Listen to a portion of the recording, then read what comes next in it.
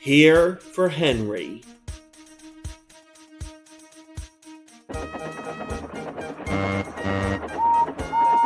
Henry the Green Engine is one of the most reliable engines on Sir Topham Hatt's railway. But it wasn't always that way. When he first came to Sodor, Henry had a different shape and a small firebox. This meant that regular coal made it hard for him to build up steam properly. Oh, my boiler's grumbling. Maybe it's grumbling because you're too slow, Henry.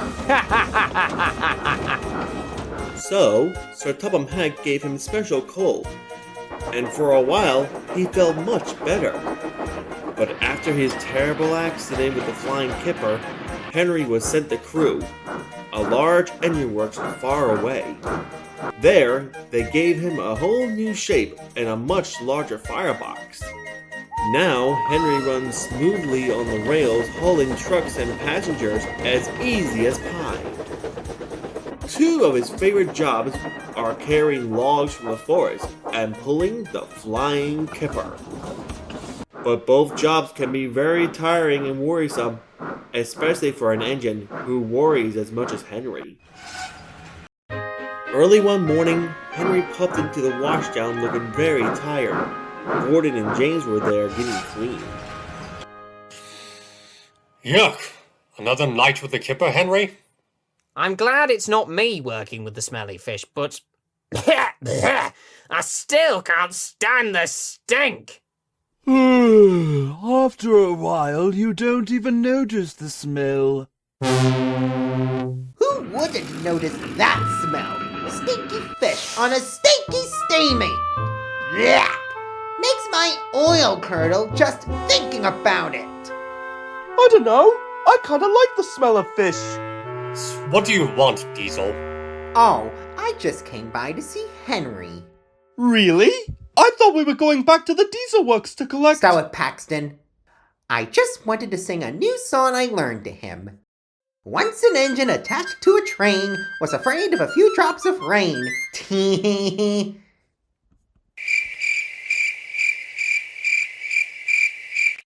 I don't get it. Sorry, Diesel, but after hearing that song so many times, it doesn't bother me anymore. It's true, Diesel. Even Gordon and I are tired of the story. Although, I never get tired of hearing about the Diesel who lost his temper trying to move the wrong trucks. Oh, that one was ripping. Which Diesel was that? Someone I know? Diesel spluttered in fury. He hated being made fun of, especially by Steamies. Then, a devious smile crept across his face. You know, Henry, I'm glad you got that new shape of yours all those years ago. Oh, can't you bother someone else? Wait, you are? Of course, a good thing it happened. Or else Sir Topham Hatt would have scrapped you for good. He would've? That's not true. Sir Topham Hatt would never scrap me. How do you know? From what I heard, you spend all your time whining and moaning about your boiler ache. Well, who hasn't complained about boiler ache? There's nothing worse than a poor puffer that keeps breaking down. Henry did not break down, Diesel. He had trouble building up steam. That's why Sir Topham Hatt gave him Welsh coal, to give him a chance. Yes, but Welsh coal is expensive, isn't it? If Sir Topham Hatt didn't have all that money... He would never scrap any of his engines. But he would send away two Diesels who wasted time teasing Steamies instead of doing actual work. Oh dear, we gotta hurry, Diesel. Sorry to bother you three, but we gotta go. Grrr! All right, we're going. But remember what I said, Henry. If it wasn't for that new shape, you would have been another pile for the scrapyard. Ugh, such a rude engine. I know. Why does Sir Topham Hatt keep letting him stay? Poor Henry didn't say anything, but he looked miserable. He never told anyone, but he always worried about being scrapped in his old shape.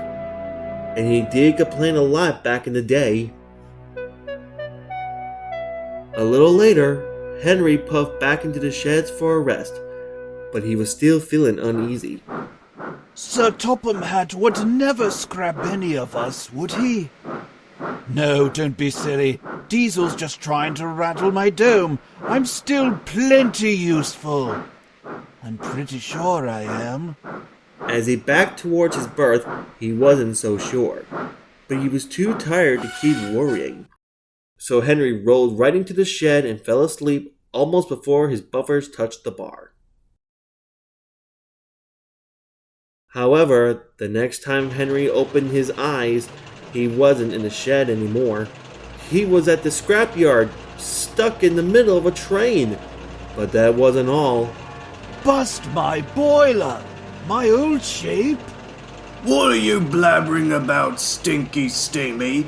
You always look like that. Yeah, but not for long. Harry and Bert? What is the meaning of this? What do you think, Henry?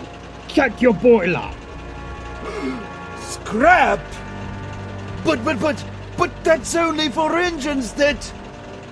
Then Henry looked ahead in horror. In the distance, and coming up fast, was the large smelting shed.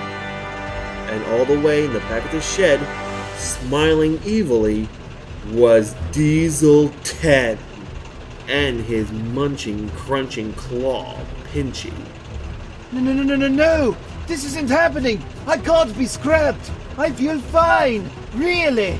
Please, just give me a chance to... Sorry, Henry, but Sir Topham Hatt says you're too expensive to keep.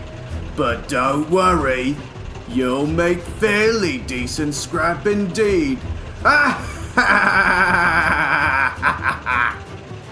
Henry begged and pleaded, but it was no use. All he could do was helplessly follow on and wait for the end.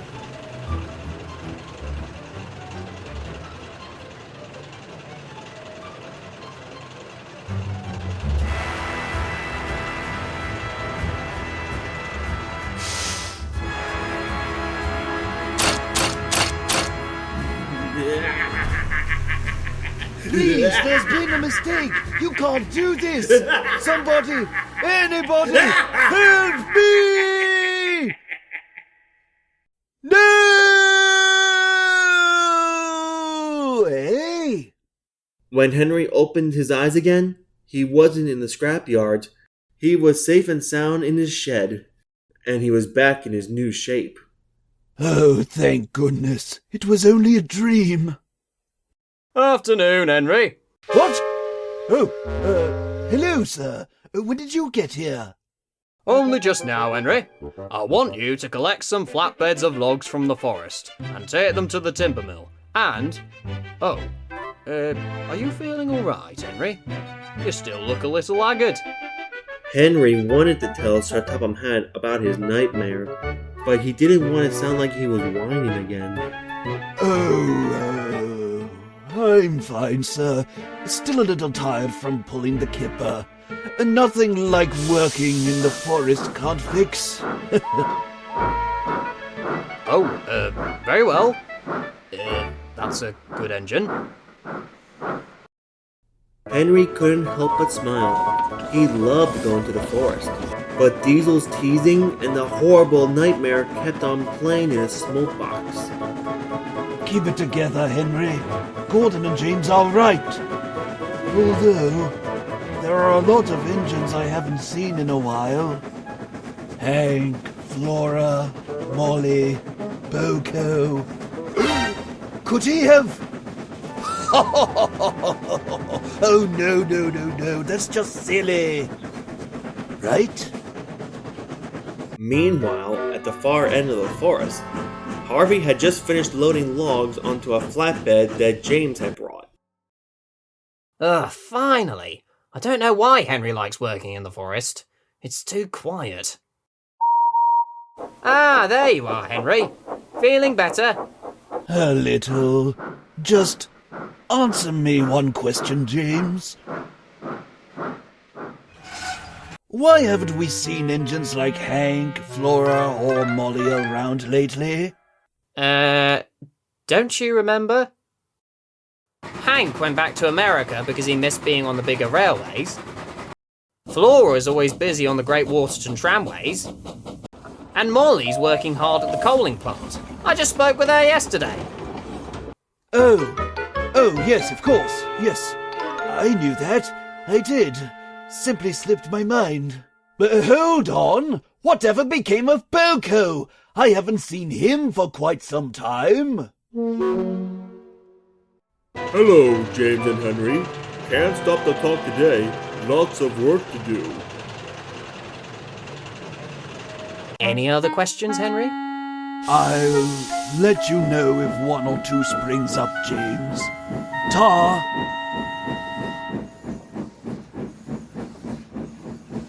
Henry was feeling a little better, but he was still thinking about his terrible nightmare. He didn't even notice that the points ahead were sent into the wrong direction, until it was too late. Oh, for goodness sake, I'd best put that dream out of my mind. I think I'll switch to the topic of trucks. Let me see. Hopper trucks, mail vans, flatbeds, scrap trucks. Scrap trucks! When Henry snapped out of his daydream, he found himself in the middle of the scrapyard, surrounded by trucks filled with rusted iron and steel. Henry glazed from side to side in fright. His nightmare danced in his smoke box, and he was too spooked to even chuff. Oh, it had to be here of all places, didn't it? Hello? Oh! Whoa! Easy there, big guy. It's only me. It was Hurricane, the steelworks tank engine. He was on loan from the mainland to help Ari and Bert. Oh, so sorry, Hurricane. I thought I was going to be scrapped. Really? Huh. You don't look broken. Still got steam flowing. Sorry, no such luck, Henry. You look too useful for scrapping today. Oh, true. I suppose I must have been switched onto the wrong line. Been a bit distracted lately. Distracted? By what? But before Henry could say anything, they were both rudely interrupted by two familiar horns. Hold that thought, Henry. I've got to deal with these two again. Hey there, my two favourite diesels. What can I do for you now? Just hurry up with those trucks, Steamy. We haven't all day. Sure thing, bosses. The minute Henry saw Ari and Bert, his nightmare came back to him at full force. What are you looking at, Henry? Henry was too frightened to say anything, and instead reversed as fast as he could towards the junction. What's his problem? I don't know. Maybe he was just intimidated by how much better we are. Why couldn't Frankie work with these two? At least she'd keep them quiet. Honestly. The flatbeds rattled and shook as Henry raced backwards as fast as he could. He didn't stop until he finally reached the junction back up the line. Finally, far away from those two ruffians. Henry, I saw you coming. Is something the matter? Oh, nothing, Gordon. Merely found myself on the wrong track, that's all. But as Gordon thundered by with the express, he wasn't so convinced. As Henry waited for the points to change, he felt more miserable than ever. He wanted nothing than to talk to his friends about his troubles, but he didn't want to be a bother anymore. At last, the points were set in the right direction, and Henry was on his way again.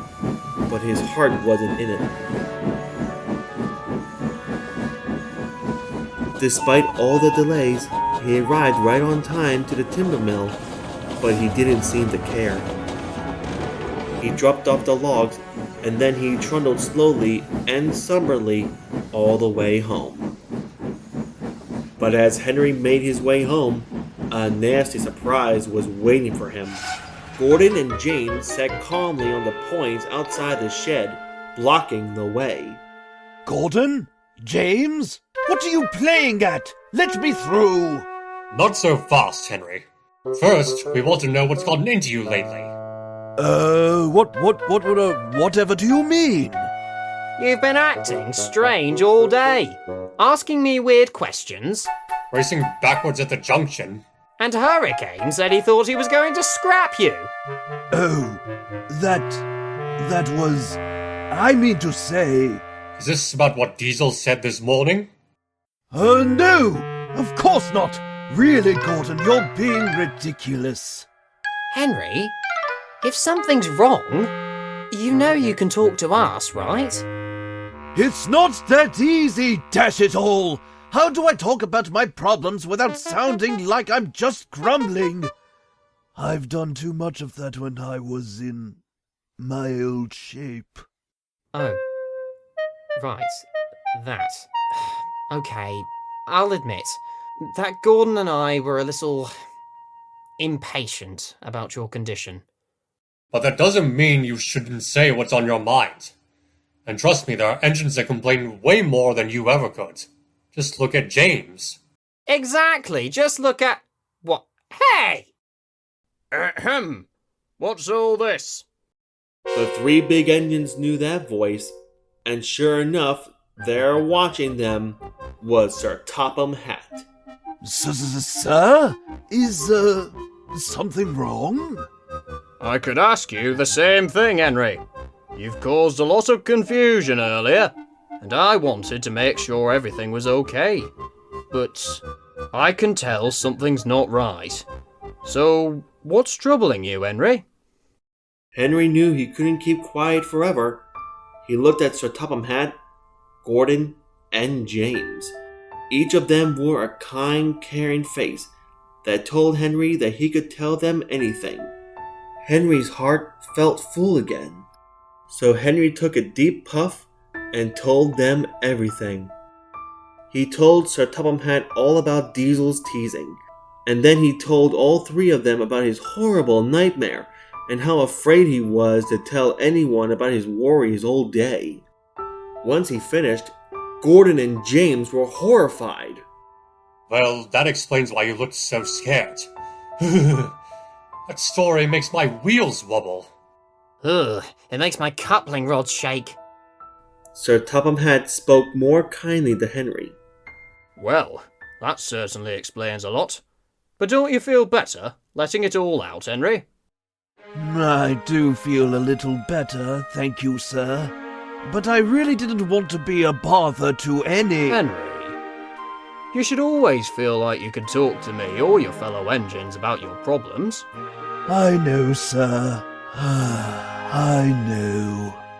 And you know better than Diesel that I always give my engines a fair chance before sending them away, and would never dream of scrapping them. Yes, sir. I'm aware of that now, but I couldn't help feeling more or less anxious. I know, Henry, and I'm proud of you for coming clean about your troubles. I think you've earned a rest, and James can take the flying kipper for you tonight. Me? Pull the flying kipper? But, sir... I mean... Of course, sir. I'd be happy to help my friend.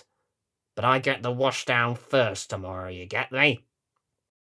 So that night, James pulled the flying kipper for Henry. He didn't like it one bit, but he carried on knowing that he was being a good friend. Do it for Henry. Do it for Henry. And Henry had a peaceful night's sleep without a single nightmare. He knows now that he'll never have to worry about being scrapped.